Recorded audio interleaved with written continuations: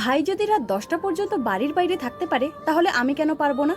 ঠিক এই কথাটাই বলেছিলাম মাকে যখন মা 7টার সময় বন্ধুদের সাথে বেরোতে দেবে না বলেছিল। এই কথাটা শোনার পর মা আর একটা কথাও না বলে আমাকে ছেড়ে দেয় বন্ধুদের সাথে। আমিও মহা আনন্দে বেরিয়ে যাই বন্ধুদের সাথে, কিন্তু তখন তো আর এটা জানতাম না যে আমার সাথে আজকে বড় কিছু ঘটতে চলেছে। বন্ধুদের সঙ্গে আড্ডা মারতে মারতে কখন যে ঘড়ির কাঁটা রাত্রি 10টার কাছে চলে গেছে খেয়ালই করিনি, কিন্তু যখন খেয়াল পড়লো তখন অনেকটাই লেট হয়ে গেছে। রাত্রি 10:30 বাজে। তাড়াতাড়ি উঠে কোনো মতে বন্ধুদেরকে বাই বলে বাড়ি ফেরার উদ্দেশ্যে রওনা দিলাম। টোটো থেকে নেমে দেখলাম 10টা 50 হয়ে গেছে।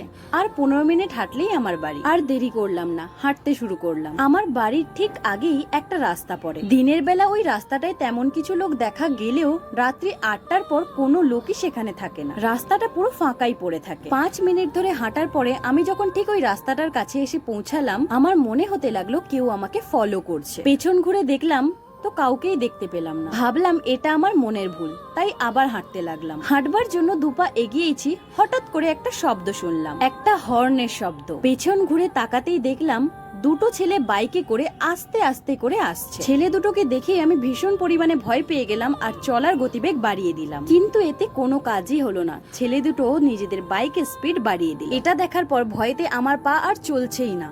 মনে মনে নিজেকেই কথা শোনাতে লাগলাম, আজকে যদি আমি মায়ের কথা শুনে বাড়ি থেকে না বেরোতাম বা ঘোরাঘুরির প্ল্যানটা কাল সকালে করতাম তাহলে আর এরকমটা হতো না। আমার মাথাটা ঘুরতে লাগলো।